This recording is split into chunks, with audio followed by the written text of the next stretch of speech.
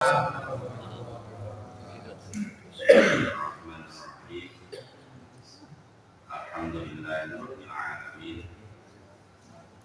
Wal 'aqibatu lil muttaqin wa la 'udwana illa 'alal zalimin.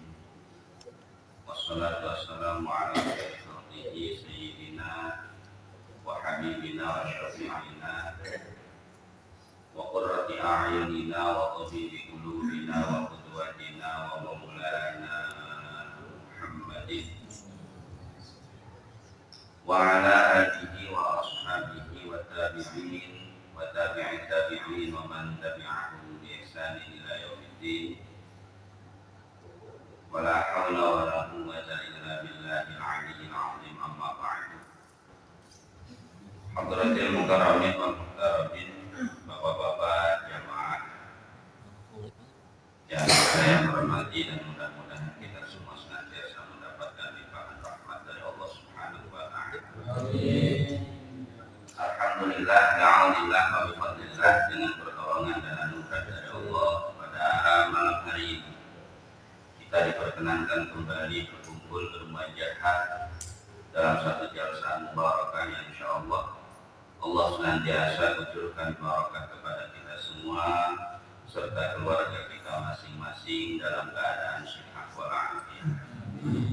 Salawat beserta salam mari sama-sama tetap kita lanjutkan untuk baginda kita Nabi Agung Muhammad sallallahu alaihi wa alihi wasallam beserta para keluarganya, para sahabatnya, para pengikutnya ila yaumil qiyamah.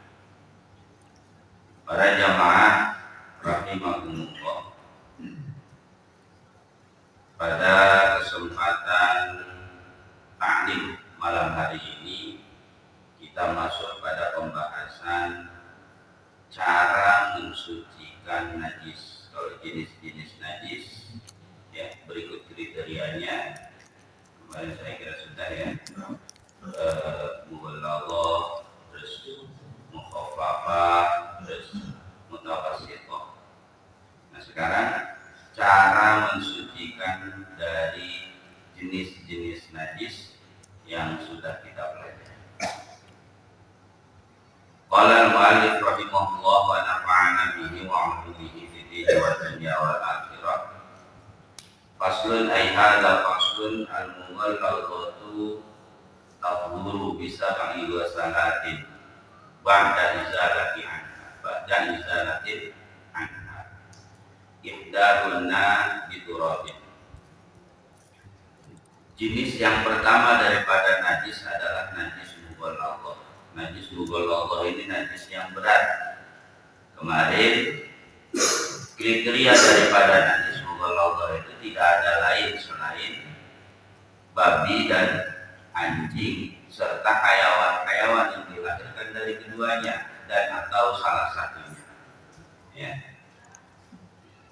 Apapun itu yang berkaitan dengan anjing, apapun itu yang berkaitan dengan babi dan hayawan-hayawan yang terlahir dari keduanya dan atau salah satunya dihukumi mughalladhah. Lantas bagaimana ketika kita tersentuh atau bahkan dengan sengaja menyentuh anjing, ya dengan berbagai macam faktor dan tujuan tentunya. Kalau hanya sekedar menyentuh atau tersentuh, ya, bahkan sengaja menyentuh, itu diperbolehkan ya, tetap diperbolehkan. Cuma memang konsekuensinya adalah kita harus menghilangkan najis yang ada di badan kita atau yang ada di baju kita ketika kita menyentuh anjing atau bekasnya, itu yang harus kita basuh. Kalau bicara sengaja menyentuh, gimana hukumnya? Silakan saja dengan berbagai macam faktor dan alasan, monggo silakan. Tapi kita harus paham dan tahu konsekuensi daripada persentuhan ini. Ya. Kita ngelus-ngelus anjing, entah itu saking karena lucunya atau bagaimana, apapun itu alasannya, monggo silakan.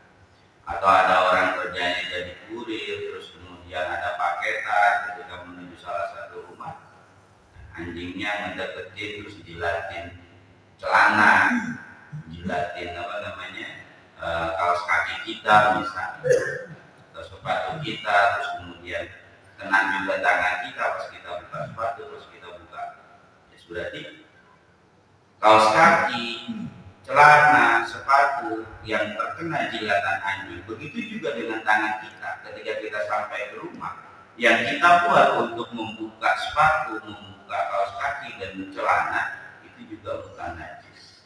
Nah sama Pak, cara mensucikannya sama. Ya. Cara mensucikannya sama. Jadi jangan kita punya paham bahwa kalau kita terjilat anjing atau bahkan sengaja megang anjing itu punya dosa tidak.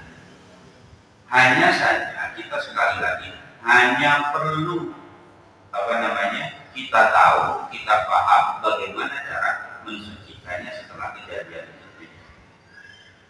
Jadi tidak berarti ketika terjilat atau bahkan kita sengaja memegang, sekali lagi sengaja memegang itu dihukumi dosa itu.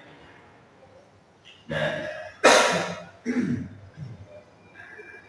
cara mensucikan najis mughalladhah itu di dalam kitab Safinah disebut bisa ghusalatin, dengan 7 kali basuhan. Ya. Bisa ghusalatin dengan 7 kali basuhan. Ini bukan rush juga. Rush itu percikan, tapi ini ghusalat. Ghusalat itu artinya air yang kita taburkan itu supaya bisa mengalir, bukan hanya rush. Rush itu hanya percikan saja, laisa bisayalah. Ya. Kalau rush pakai shin itu percikan saja. Jadi yang terkena ainun najasahnya itu atau mahallun najasahnya itu cuma percikan itu. Tapi ini bahasanya ghusalat. Ghusalat berarti harus ada air yang mengalir menuju mahallun najasah, tempat najis. Disembor bahasa kita. Tapi ingat, yang disembor itu tidak di semua tempat, tapi hanya mahallun najasah saja. Gimana caranya supaya ghusalat lemak aliran air itu menggenangi mahallun najasah. Nah ini bahasanya ya, ghusalat. Nanti ada perbedaan bahasa antara ghusalat dengan rasyil ma, nanti ada di mukhafafah. Dan 7 basuhan ba'da izalatin anha, setelah menghilangkan ainun najasah. Ya, 7 basuhan ba'da izalatin anha. 7 basuhan yang dimaksud itu setelah hilangnya ainun najasah. Pada izalati ainiha, pada izalati ainiha, setelah menghilangkan ainun najasah. Dalam hal ini 7 kali basuhan sebagaimana yang dijelaskan di dalam kitab ada 3 cara. Ada 3 cara 7 kali basuhan. Yang pertama adalah menurut Imam Asnawi ini cara yang paling akmal, cara yang paling sempurna. Ya, menurut Imam Asnawi. Basuhan pertama, ya, air ya, itu dicampur dengan turab. Jadi langsung air dicampur dengan turab. Ya, air dicampur dengan turab. Nah, air yang dicampur dengan turab ya, itu dibuat untuk membasuh pertama kali. Tentu sambil digosok-gosokkan. Ya, tentu sambil digosok-gosokkan. Misalkan kaki kita misalnya kena najis, airnya ini sudah bercampur dengan turab, dengan debu atau dengan tanah. Ini ya, kita campur, terus kemudian kita basuhkan ke mahallun najasah. Kita gosok-gosokkan sampai ya, ainun najasah yang ada di kaki, bekas jilatan anjing atau senderan anjing itu hilang. Hilangnya itu apa bentuknya? Hilang rasa, hilang bau, hilang warna, hilang jirimnya. Misal ada jirimnya, rutubahnya, basah-basahnya yang bekas jilatan itu hilang. Kalau itu belum hilang, belum dihitung 1. Apa nih? Kalau ainun najasah itu belum hilang, belum dihitung. Walaupun berkali-kali, walaupun berkali-kali. Misal 1 kali basuhan dari gosok-gosok masih ada aja, dibasuh lagi, digosok-gosok sambil digosok-gosok masih ada. 3 kali, 4 kali, ke 5 kali baru hilang. Baru bisa hilang jirim najasa, jirim bentukannya najasa ini baru hilang. Nah, kalau di basuhan yang kelima itu baru hilang ainun najasanya, berarti 5 kali basuhan itu baru dihitung. Kurangnya berapa? Nah, karena tadi patokannya ada 7 kali. Ya, bisa juga ya dengan cara menaburkan turab terlebih dahulu kepada mahalun najasa. Mahalun najasa ditaburin turab dulu, digosok-gosok, terus kemudian diguyur. Ini prakteknya juga sama, sampai ainun najasa hilang. Nah, kalau belum hilang, belum dihitung tuh hitungan 1, 2 sampai 7 itu belum ada itu. Kalau ainun najasanya belum hilang. Terus sampai 7 kali basuhan. Nah, sampai 7 kali basuhan. Labudda min tasbi'i dzalikal thawb. Wajib men-7 kali basuhan, menuju kalikan basuhan ya ketika thawb pakaian kita atau apapun itu yang terkena najis daripada anjing ataupun babi. Itu yang pertama, yang kedua adalah mukhaffafah. Patokannya tadi ingat ya, pada izalati ainiha. Ihda benar diturabin. Al-aula yang dimaksud ihda benar diturab, salah satunya dengan menggunakan turab. Al-aula ya al-awwal. Al-aula yang paling yang utama itu di basuhan yang pertama. Yang kedua adalah mukhaffafah guru birasyil ma'i 'alaiha ma'al gharabah wa izalati 'ainiha. Ini tadhuru birasyil ma'i 'alaiha ma'al gharabah wa izalati 'ainiha. Mukhaffafah itu kemarin jenisnya apa saja? Ada yang masih ingat?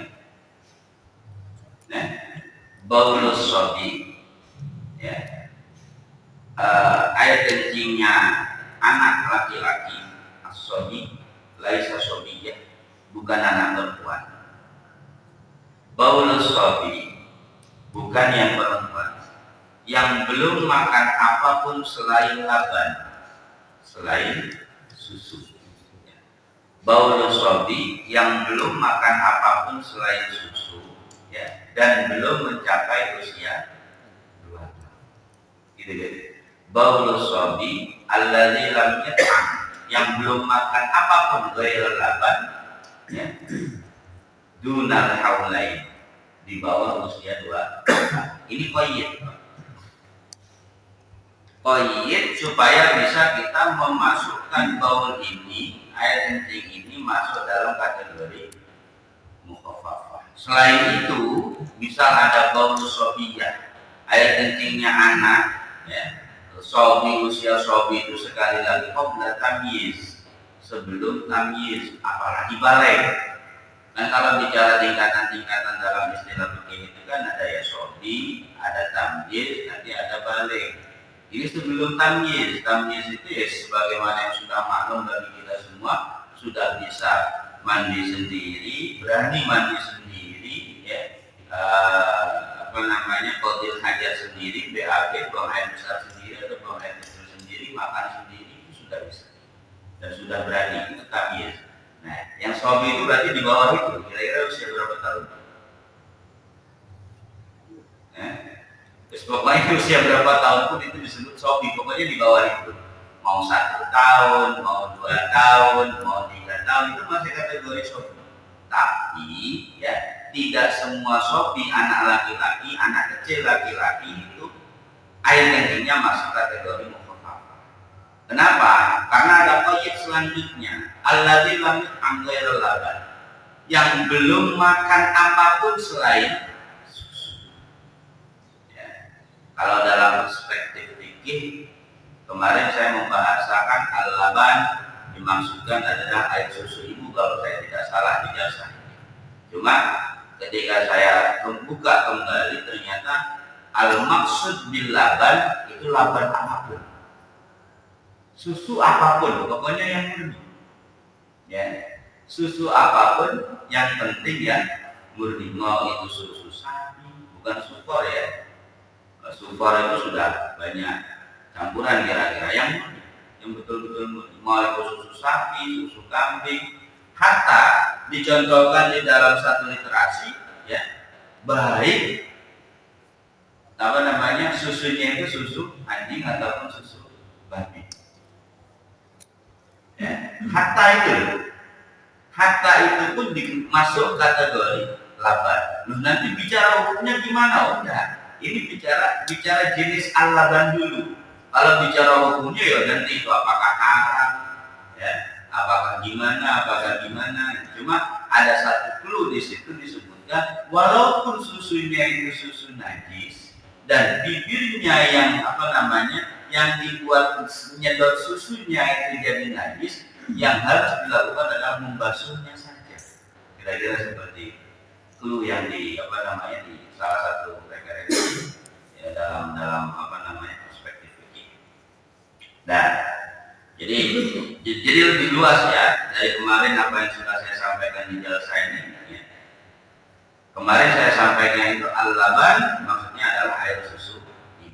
Ternyata setelah saya buka kembali, al-maksud bil laban adalah semua jenis susu yang pasti murni. Jadi mau itu susu sapi, susu kambing, ya, atau susu apapun murni. Dan anak kecil, laki-laki belum makan apapun selain susu di bawah usia 2 tahun. Lah yang lebih dari usia 2 tahun apa termasuk sobi? Sobi kalau dia belum bisa dan berani makan sendiri, maksudnya masih kategori sobi. Tapi air kencingnya sudah bukan lagi mukhafafah. Maksudnya seperti itu. Lantas apa yang harus kita lakukan ketika kita menemukan ya najis dengan jenis najis mukhafafah seperti ini? Nah, yang harus dilakukan adalah rasyil ma 'alaiha ma'al ghalabah wa izalati 'ainiha, dengan memercikkan air ke mahallun najasah. Ma'al ghalabah artinya ma'al ghalabah itu genangan airnya lebih banyak daripada najisnya. Volume air yang kita raskan, yang kita percikkan itu lebih banyak ya daripada genangan najisnya. Dalam hal ini baulnya, baul sobi air kencingan laki-laki. Sehingga ya, bahasa yang dijelaskan di dalam kitab Syarah Safinah ya, kitab Kasyifah disebutkan yakfi fiha ar-rasyid. Betul memang cukup ya dengan hanya memercikkan saja. Wal ghaslu, tapi membasuh guyur ya itu afdol, lebih utama. Tetap andainya ya kita menemukan satu titik mahallun najasa dengan jenis najis yang mukhafafah, berarti tetap dighusl, itu afdol kata kita Kasyifah. Walaupun cukup sebetulnya dengan hanya dipercikkan air saja. Lah perbedaannya gimana Pak? Nanti keberadaan ghuslu mahallin najasah mengguyur ya, basuh tempat najis itu bisa jadi wajib kalau fi mahallin najasah, pada tempat najis itu sudah ada rutubah. Tapi yang ghairu najasah, sudah ada basah-basah, tapi yang bukan najis. Sebelum datangnya najis itu, ya, tempat yang terkena najis itu sudah ada basah-basah, entah itu rembesan air atau bagaimana, sudah ada dalam keadaan basah, terus dia terkena najis, maka wajib untuk husn. Tapi kalau tempat yang terkena najis itu yang ada baulnya itu dalam keadaan kering, yakfi birrasyi, cukup dengan dibersihkan aja. Tidak perlu diguyur, tidak perlu, cukup dibersihkan air, cukup begitu. Kalau mahallun najasahnya kering, artinya tidak ada basah-basah yang lain selain air kencing itu. Kalau ada basah-basah yang lain selain air kencing itu berarti wajib diguyur. Nah, tapi ya dalam prakteknya nggak langsung disembor begitu aja sehingga tempat yang tadinya kering bisa jadi basah sebab semboran kita airnya yang terkena muka najis ya semua tempat itu, bukan cuma di titik itu saja. Ya, misal anak kita, cucu kita ngompol gitu, kita tegesin tuh ngompolnya di titik keramik yang mana, dan seandainya ada cipratan kita batasin tuh ya, cipratannya itu sampai berapa keramik ke kanan, ke kiri, ke depan, ke belakang. Nah itu yang kita batasin, yang akan kita bersihin tuh dari najis itu. Nah nanti cara guyurnya, cara ngebersihinnya itu usahakan jangan sampai keluar dari batas keramik yang terkena air kencing tadi, ompol tadi. Nah, yang terjadi fenomenanya adalah karena yang kita dengar cara mensucikan mukhafafah itu memercikkan air, ya, sehingga yang terjadi adalah cuma dipercikkan saja tanpa ada pembahasan, tanpa ada usaha untuk memperhatikan istilah selanjutnya ma'al ghalabah wa izalati ainiha. Nah ini yang artinya ma'al ghalabah itu air yang kita percikkan, ya, jumlahnya nanti yang ada di tempat yang najis itu jumlah airnya, volume airnya lebih banyak daripada ompolnya, daripada air kencingnya. Kalau belum seperti itu ya belum. Nah, setelah jumlah volume airnya itu lebih banyak, terus kemudian izalati ainiha, dihilangkan dulu tuh ainnya, ya, dihilangkan dulu ainun najasahnya, bentuk najisnya, berarti dielap pakai lap. Jadi nggak main sembor begitu aja, najisnya cuma di sini, terus kita sembor sehingga keramik-keramik yang lain yang tadinya kering bisa jadi basah sebab kena aliran air yang sudah tercampur dengan najis tadi. Karena kita sembor itu akhirnya ngepel seruangan, itu juga belum tentu suci. Ya, itu juga belum tentu suci. Ya walaupun ghalabah tapi kan berisalah dengan ini prakteknya. Apalagi yang disemborin airnya bukan air yang tahir mutahhir, air yang sudah dicampur dengan sabun, air yang sudah dicampur dengan pewangi, itu repot lagi. Ya, padahal maksud dan tujuan adalah membersihkan tempat. Yang utama, poin utamanya adalah menjadikan tempat itu suci, bukan hanya sekedar bersih dan wangi. Nah ini repot. Dan di dalam kitab Asy-Syifa bahasanya wala yaqibu kama yaqum min kathirin min al-awam fala yaqi ar-rash alladhi la ya'ummu wa la yaqibu. Tidak cukup percikan air yang tidak sampai menyentuh semua area najis dan tidak sampai volume air yang dipercikan itu, ya, tidak sampai menjadi lebih besar volumenya dibanding air kencing. Tidak cukup kalau percikannya hanya seperti itu saja. Kama ya kau dinasiri minal awam, sebagaimana yang banyak dipahami oleh orang-orang. Mentang-mentang kita dengarnya adalah cukup dengan dipercikan, akhirnya dipercikan benar-benar, cuma dipercikan saja. Enggak seperti itu. Percikan yang dimaksud adalah percikan yang menyeluruh. Satu, menyeluruh sampai semua titik. Dalam hal ini mungkin keramik Yang terkena najis itu kena percikannya.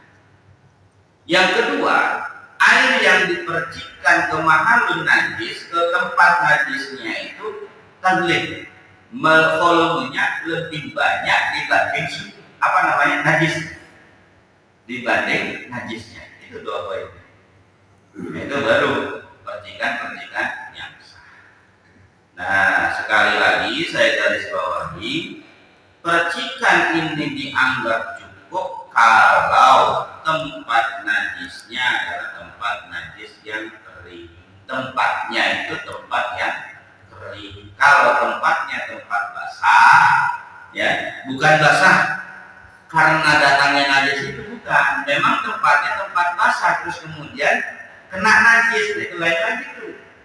Ya bukan basah-basah karena datangnya najis, bukan. Memang awalnya sudah basah terus dia kena najis. Nah, kalau kejadiannya seperti itu, ya wajib untuk diguyur, dialiri air. Jadi bukan lagi dipercikan. Nah ya, kalau prakteknya seperti itu. Dan itu kira-kira. Buat nambah materi masih ada ya. Oke. Terakhir ya yang ketiga. Wal mutawasithah tanqasimu ala qismaini. Yang pertama adalah ainiyatin wa hukmiyatin.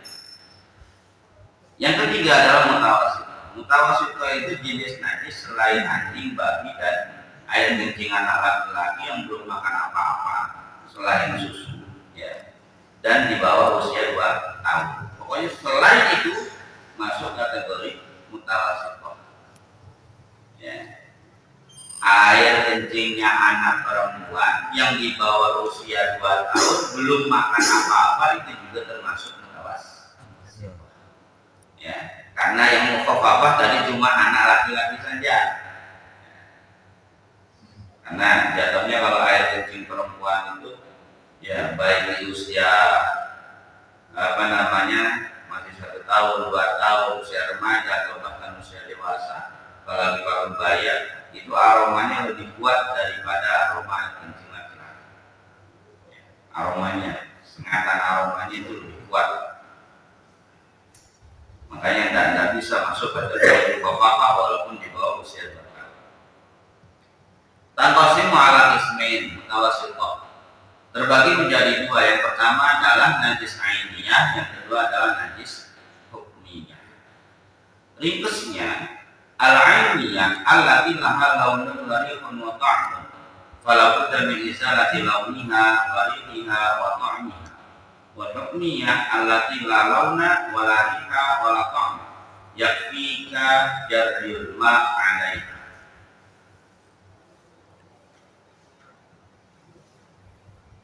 Mutawasithah terbagi menjadi 2, ainiyah dan hukmiyah.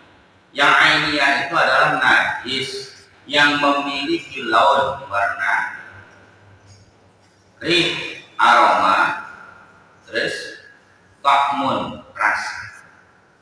Ainiyah itu najis yang memiliki warna, aroma dan rasa. Jadi berjiri bukan berarti warna itu sifat.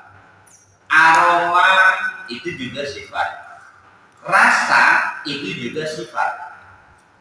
Ya, sifat ini pasti melekat pada benda.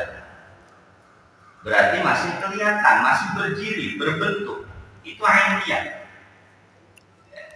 Najis yang memiliki warna, aroma, rasa itu ainiyah. Karena 3 perkara ini, 3-tiganya adalah sifat. Nah, setiap sifat pasti melekat pada satu zat atau pada satu benda. Pasti. Kita bisa nyebut tembok ini warnanya krem. Krem otomatis kan nempelnya di tembok. Kalau nggak ada tembok, kita nggak bisa nyebut ini krem. Tembok itu zatnya. Warna yang melekat itu sifat. Ya, termasuk juga apa yang kita duduk ini. Kita kita sebut ini karpet. Karpet itu zat warnanya biru. Biru itu sifat, berarti sifat biru melekat pada zat yang berupa karpet. Nah begitu juga sama, ketika kita menyebutkan bahwa ya tentang najis ya, di sini dipahami bahwa ainiyah itu adalah ain najis yang memiliki warna, aroma dan sifat, berarti dia masih berbentuk, masih kelihatan. Entah itu bendanya benda cair atau benda padat itu lain hal. Pokoknya yang penting masih ada bendanya kelihatan. Sebaliknya, hukmiyah lalauna waladiha walatokma, tidak punya rasa, tidak punya aroma, tidak punya aroma, tidak punya rasa, tidak punya warna. Nggak ada sifatnya, berarti juga nggak ada bendanya, tidak terlihat bendanya. Udah nggak kelihatan lagi di situ ada najis apa enggak kalau kita nggak benar-benar perhatiin. Ya, itu namanya hukmiyah. Nah, cara mensucikannya itu juga jelas berbeda. Ini kalau di sekolah-sekolah saya kira fenomena ini terjadi di sekolah manapun. Di sekolah-sekolah di pojokan kelas, mungkin bapak-bapak dulu juga waktu sekolah pernah ngalami ini. Di pojokan kelas itu pasti baunya ada bau semering mesin di pojokan kelas. Kenapa bisa seperti itu? Padahal ketika kita lihat jenggrengnya mata, lahirnya mata tidak ada apa-apa di situ. Tapi aroma semering mesin itu masih kecium. Padahal ya jelas kering, jelas keringnya. Ya. Kalau ada tempat yang seperti itu, ya, kalau ada tempat yang seperti itu yang hanya menyisakan aromanya saja, riehnya saja, itu masuk kategori hukmiyah. Pesing itu dari mana? Air kencing. Biasa jadi air kencingnya sudah kering, cuman bekas-bekas air tempat yang tadi terkena air kencing itu mengeluarkan aroma sebagaimana air kencing. Meresap dia kan, lantai keramik sekolah itu meresap air yang mengenai lantai itu, mengenai keramik itu dia serap. Dia serap, ya, hilang zahirnya mata, jenggrengnya mata, tidak ada apa, tapi masih menyisakan aromanya. Nah ini masuk kategori hukmiyah, ya, mutawasithah yang hukmiyah. Caranya gimana? Cukup alirkan air saja, alirkan air, ya, terus dilap sampai kering. Alirkan air dilap sampai kering. Kalau kita masuk kamar mandi umum, ya, kalau kita masuk kamar mandi umum itu aromanya sudah apalagi nggak diurus. Itu jangan salah. Kita masuk kamar mandi umum itu bisa jadi aroma itu bersumber dari kanan kiri kita, bukan hanya di bawah. Ya, dari kanan kiri kita. Nah, kita masuk, terus kita pengen pipis di baju kita, nempel ke tembok misalnya. Dan kita nggak tahu munculnya aroma itu dari titik yang mana. Ya, kita nggak tahu munculnya aroma itu dari titik yang mana. Makanya usahakan dimulai dari diri kita sendiri.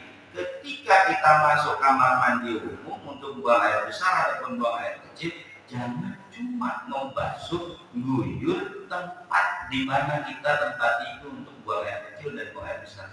Tapi sekeliling juga kita guyur.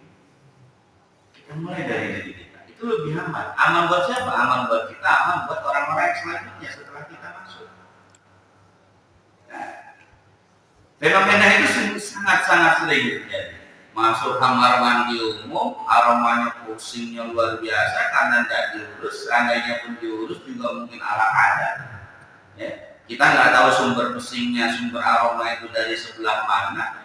ternyata pas kita sender tembok, ya bagian pinggang kita, bagian paha kita yang sender tembok, atau bahkan baju kita yang sender tembok, ternyata aroma itu muncul di titik itu, pusatnya di titik itu. Dan udah nggak kelihatan, tinggal lemnya saja, tinggal aromanya saja. Terus gimana? Itu najis. Tapi hukumnya, lah kalau pas kebetulan yang kena itu baju kita basah, berarti baju kita juga bukan najis. Sadar atau tidak, baju kita bukan najis. Kalau yang pas kena itu celana kita, sarung kita, sama prakteknya. Kalau itu juga rutubah, ada basah-basah, terus kena najis hukmiyah, berarti pakaian kita yang terkena najis hukmiyah itu juga bisa jadi bukan najis, karena statusnya masih najis walaupun hukmiyah. Itu makin repot. Dan kalau cara menghilangkan najis ainiyah, ya hilangkan dulu ainnya, jirimnya. Misal itu ompol, ya ompol laki-laki yang sudah usia lebih dari 2 tahun atau ompol anak perempuan, dihilangkan dulu jirimnya pakai lap bakar, pakai lap kering. Jirimnya sudah hilang, rutubahnya, basah-basahnya sudah hilang, sudah kering semua karena kita lap. Jangan salah, tangan kita yang megang lap yang buat nyerap air kencing, air ke ompol itu juga bisa mutan najis. Kita megang lap nih, lap dibuat ngelap, nyerap ompol, lapnya mutan najis, tangan kita yang buat megang juga mutan najis. Ini kalau belum dicuci dulu tangan kitanya, jangan ambil lap yang baru. Nah, bisa jadi mutan najis juga itu nanti. Cuci dulu tangan kita, ya prakteknya, atau ganti tangan kiri, tadi tangan kanan, sekarang tangan kiri, atau yang kita buatnya ngebersihin itu tangan kiri, buat ngambil yang baru. Setelah ini kering semua, serap semua, lap yang lama kita taruh, kemudian ambil lap yang baru, kasih basah percikan sedikit. Ini kalau sudah kering jadinya hukmiyah. Kalau sudah hukmiyah tadi cukup dialiri air atau dipercikan air, terus kemudian dilap lagi, lapnya lap kering, selesai. Ya, itu cara mensucikan najis baik mughalladhah, mukhaffafah maupun mutawassithah. Sekali lagi, rasyil ma itu memang dianggap cukup untuk membersihkan najis, tapi ketika prakteknya, ya, ketika tempat najisnya, mahalun najasahnya itu dalam keadaan kering. Tapi kalau tempat najisnya itu dalam keadaan basah, maka harus dialirkan air ke tempat itu, bukan hanya dipercikan, tapi dialirkan air. Saya lama, ya, dialirkan air ke tempat itu, ke tempat najisnya, bukan hanya dipercikan. Itu yang harus kita lakukan dalam rangka menghilangkan najis, ya.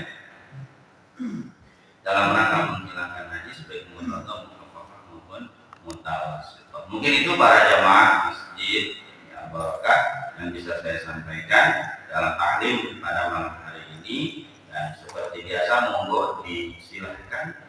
Mungkin ada 1-2 hal yang perlu ditanyakan, monggo disilahkan. Ustaz, berkaitan dengan najis Ustaz, ya.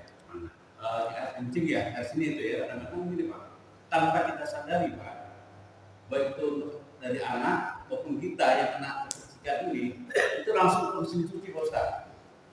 Berarti itu kena semua kan? Iya. Nah itu kan Ustaz, kita tanpa kita sadari Pak. Iya. Sebetulnya dibilang apa juga enggak kan ya. Cuma karena kebiasaan kita tidak berpikir tentang, tidak hati-hati dalam memikirkan itu, akhirnya kita anggap biasa. Itu sebuah kecerobohan. Ya. Kita sering mungkin mendengar, ini salah satu contoh.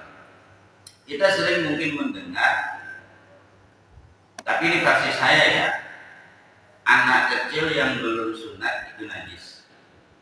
Ya, sehingga nggak boleh dibawa ke masjid atau masuk ke masjid. Kalau konsep saya beda. Yang kemungkinan najis itu kenapa kok bisa disebut seperti itu? Kemungkinan najis itu bisa jadi pakaiannya dan area sekitar. Loh kok bisa? Bisa. Karena anak kecil yang belum sunat otomatis kulitnya kan masih ada di dalam. apa sih itunya masih ada di dalam. Nah, ada yang tertahan, air sisa-sisa dia kencing, ada yang tertahan di dalam. Ketika dia main, ketika dia ngapain aja dalam beraktivitas sehari-hari, bisa jadi ini kebuka dengan sendirinya di beberapa kejadian, di beberapa posisi. Ketika kebuka, air yang terpendam di dalam otomatis kena pakaiannya. Itu yang menyebabkan dia najis, bukan karena belum sunat.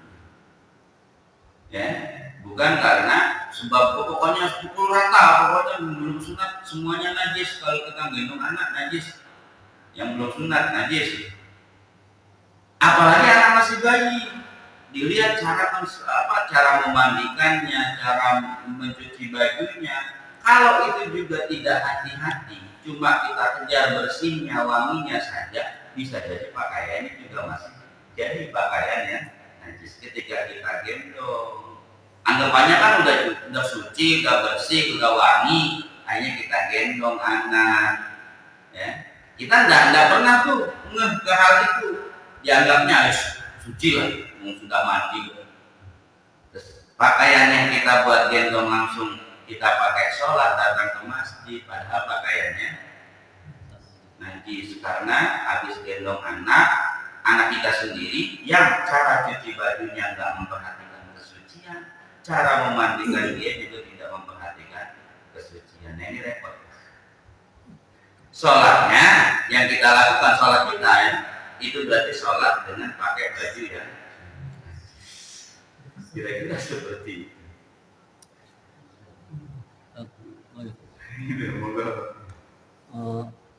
Di tempat-tempat umum, bahkan di masjid juga kan banyak tuh, Ustaz. Kita disediain kencing berdiri. Ya. Terus waktu kencing berdiri itu saya perhatiin tuh banyak airnya juga nggak banyak kan, sedikit yang keluar. Nah, terus ada yang dioles-oles tuh gitu, Ustaz. Gimana tuh Ustaz? Apa harus disiram, dibasuh gitu, apa cukup dioles-oles gitu? Jadi patokannya yang saya pahami, sebetulnya bicara praktek itu monggo berso ya. Cuma yang jadi masalah adalah ketika kencing ini meluber ke titik-titik ke bagian lain apa enggak. Mohon maaf, kita lagi kencing berdiri, ini pasti kan ada air kencing yang netes ke belakang bawah, ya, di bawah lubang, di bawah bagian bawah. Nah ini ketika cuma diusap-usap saja dengan tetesan air yang kita bersuci itu, apakah ini juga tersentuh? Artinya terbersihkan apa enggak? Itu satu. Ya, bukan bicara masalah caranya sebetulnya. Kalaupun dengan cara seperti yang tadi ditanyakan, kalau itu bisa bersih pun, tapi kemungkinan besar kalau pakai cara itu jarang yang bersih, jarang yang suci, kemungkinan besar. Nah, dalam rangka ikhtiar berarti ya, dalam rangka ikhtiar kehati-hatian dengan praktek basuh atau bersuci seperti itu ya, itu tidak sempurna dalam mensucikan bekas kencing kita tadi. Ditambah bagian yang bolong, tempat keluarnya air kencing itu terbasuh apa tidak, yang masuk kategori dohirnya Pak. Bapak kalau dibeleng begitu sedikit saja Pak, sedikit ya nggak usah kuat-kuat, kalau Bapak sakit juga sedikit saja, itu yang masih terlihat itu bagian dohir, anggota dohir. Artinya apa? Kalau itu disebut anggota dohir berarti harus suci ketika kita istinja, ketika kita cebok. Ya, makanya jangan kalau pas cebok itu jangan cuma anjurannya ya, terus dipirit itu untuk menyempurnakan sisa-sisa air kencing yang tertahan. Ya. Selain dipirit juga gak ditarik ke belakang sedikit, dibelek sedikit untuk ya posisinya supaya keguyur. Itu yang sempurna kira-kira, karena pasti tersisa, apalagi dalam posisi berdiri kencing. Kita pakai celana, selesai kencing pakai celana, udah pakai bos, ada yang terasa keluar dan lain sebagainya. Jadi bagus diguyur gitu. Iya, lebih bagus diguyur, bukan cuma tetesan-tetesan. Nah kalau diguyur gimana terus? Kan kita pakai celana otomatis nggak dibuka semuanya, pasti separuh dari itu juga risiko juga. Pas diguyur kena celana. Ya diguyur ya kan. Kan cuma di berdiri, posisi berdiri kan nggak mungkin dibuka semuanya. Apalagi bagian-bagian ini cuma dibatasi tembok paling pas segini lebarnya. Kita buka celana ya sama-sama dengan kiri kelihatan.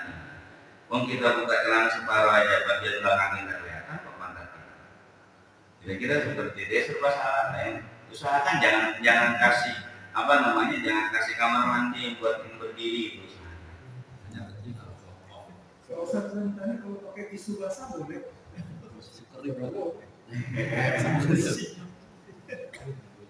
Akhirnya nggak ada nih tisu basah kita kantongin boleh. Pertama begini, dulu kita pernah bahas istinja, ingat nggak?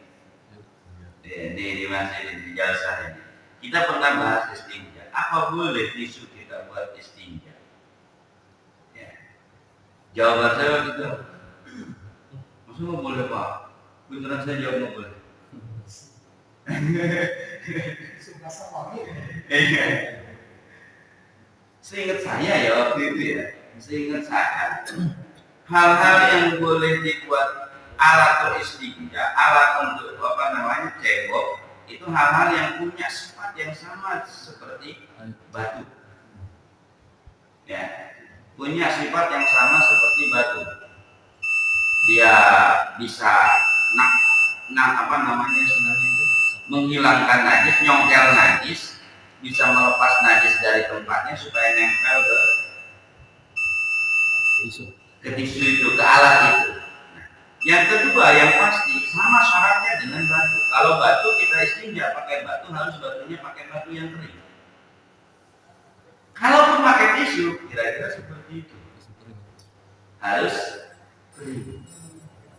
Ya, karena mau tidak mau ketika kita pakai tisu basah terus kita buat istinja, otomatis karena basah tisunya, walaupun satu titik terkena, kira-kira seperti itu. Cukup mungkin ya? Oke. Baik, terima kasih. Dari saya kurang lebihnya mohon maaf. Wassalamualaikum warahmatullahi wabarakatuh. Waalaikumsalam.